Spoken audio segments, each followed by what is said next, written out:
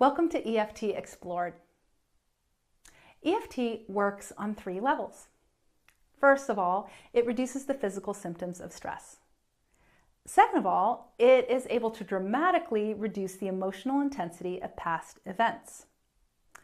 The third thing it does is it rewires your brain to experience your life differently. So let's take a look at the 3-part human brain. So if everyone can take your hand and cross your thumb over your palm, fold your fingers over your thumb, we now have this cute little hand model of the 3-part human brain. The wrist can represent the brainstem, which evolutionarily speaking is the oldest part of the brain. It's also known as the reptilian brain, and it deals with basic survival issues. This middle part of the hand, the thumb area, represents the midbrain. It's also known as the mammalian brain or the emotional brain or the structures of the limbic system. And the limbic system deals with emotions, the encoding of emotional events, as well as the long-term storage of emotional events. And we are going to refer to this thumb area, the limbic system, quite a bit in the next few minutes. Now, when we fold our fingers over our thumb, we have a representation of the newest part of the human brain, which is the neocortex. And the neocortex is what we associate with being human. This is where logic, reason, higher order thinking reside. It makes possible the learning of language, as well as learning of a myriad of other things that we as human beings can learn that our animal friends simply can't learn. So the first claim I made was that EFT is able to reduce the physical symptoms of stress. Most of you have probably heard of the stress response, which is better known as the fight, flight, freeze response. Over the course of our evolution, our bodies developed this response in order to protect our ancestors from physical danger. Going back to that thumb area, there is a component of the limbic system called the amygdala.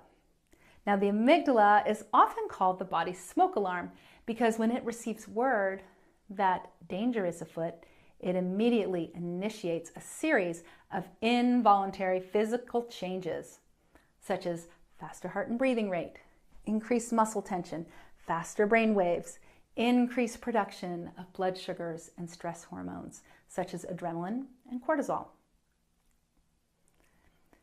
Everything that our ancestors needed to be as fast, strong, and alert as possible so that they would have the best chance of successfully either fighting a smaller threat or escaping a larger one. This is really great whenever you come face to face with a saber-toothed tiger. And speaking of tigers, back in the day, there were 2 main mistakes our ancestors could make. One was thinking there was a tiger in the bush when there wasn't, and the other was thinking that the coast was clear when actually there was a tiger waiting to pounce. Which mistake do you think was more costly? Consequently, these defense systems in the middle of our brain evolved to become hypervigilant, often perceiving threats in the environment when there were none. Well, this leaves us modern human beings in somewhat of a predicament. Here we are with these marvelous defense systems literally sitting right smack in the middle of our brain, but very few objective threats to our physical survival. So what does the modern human brain do? It focuses on those ongoing psychological threats to our well-being. Threats involving relationships, family, work, school, money, or health conditions. Now, the problem is that this primitive part of the brain, the part that controls stress and the stress response, it literally can't tell the difference between a large growling dog threatening to bite, an eviction notice posted on your door, a remembered trauma from the past, or my favorite, an imagined scenario in the future that may or may not ever occur. All of these have the potential to initiate a stress response. And the result? Chronic, excessive, inappropriate activation of the stress response. And this response was designed for emergency situations. No creature was designed to handle this ongoing emergency mode. But with our fast-paced modern life, the stress response has become normal. When I finally started sleeping, I realized that I had spent almost 3 decades in fight or flight. So, this excessive activation of the stress response is a large, huge contributor to just about any unwanted condition you can think of. So, what EFT is able to do with remarkable efficiency is it is able to call off the stress response. So, let's go back to this midbrain, the structures of the limbic system. Notice that the limbic system, the amygdala, and the other parts are in a part of the brain that predates language and logic by a couple million years. So we've probably all had the experience where we got really stressed about something and tried to calm ourselves down, but it didn't work.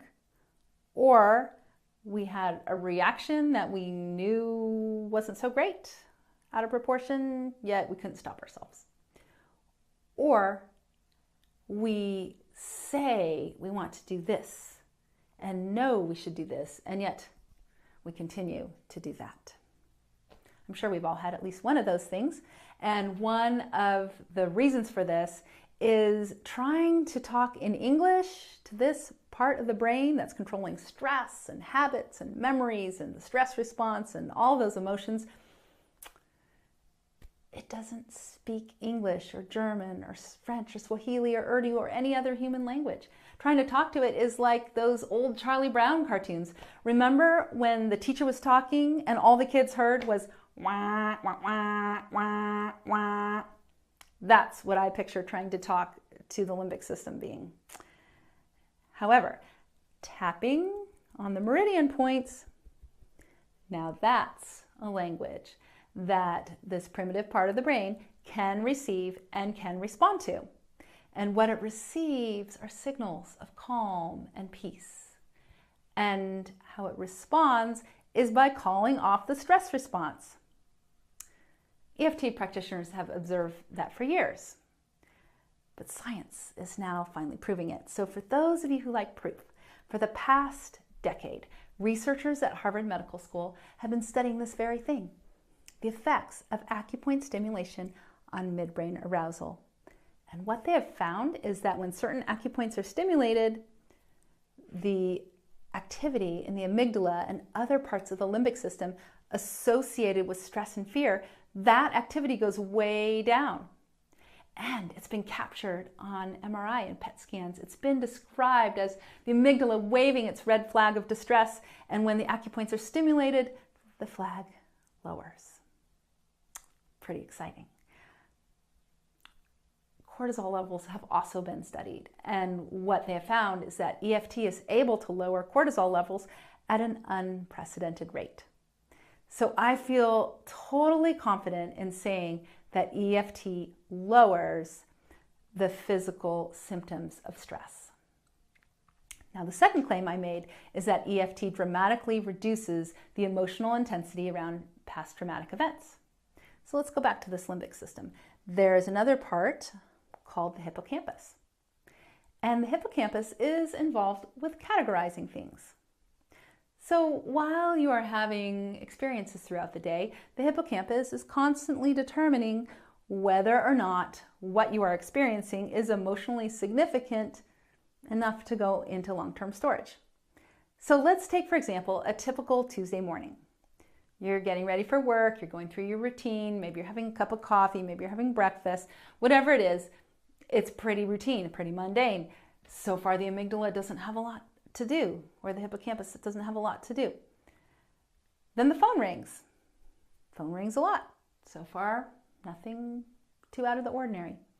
But on the other end of the phone is news that a loved one has been in a serious car accident and is now in critical condition in the ICU. All of a sudden, the hippocampus is getting busy, tagging and flagging things. And suddenly, this mundane Tuesday morning where nothing really was going on is suddenly tagged and flagged to go into long-term memory storage. The other thing the hippocampus does is it's constantly comparing what is happening in your world to what is already in storage. So let's extend that example a little bit. Let's put it a month out. And again, it's a typical weekday morning before work. You're going through your routine, you're getting ready, drinking your coffee, doing whatever it is before you do work. Nothing for the hippocampus to do. And then all of a sudden the phone rings. And this time there is something in storage that was dangerous. And it's very possible that before you even answer the phone, you don't know who it is. It's probably nothing significant, but before you even answer the phone, your heart might be beating faster. Those stress hormones might be coursing through your body. The hippocampus might have communicated to the amygdala that danger is afoot and a stress response might have started. So what EFT can do about this is it can have a nonverbal conversation with the hippocampus. So what we do in EFT is we call up these past traumatic events. And for unresolved events, they will bring up some form of stress, some emotion or other, anger, frustration, stress, anxiety, panic, whatever it is.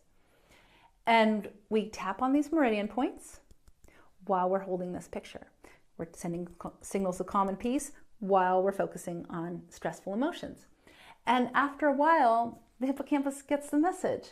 Oh, I had categorized this as so stressful.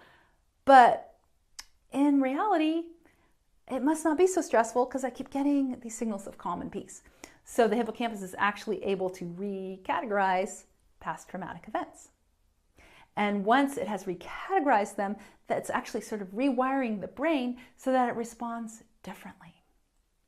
A really excellent example of this is from a client of mine. Up until 8 years before we worked together, she had slept fine, like a normal person. But 8 years before we began our work, her husband had died of a heart attack in bed. And she had pretty much moved on with her life. She had had good therapy and grief counseling, and she was pretty happy now as a single woman.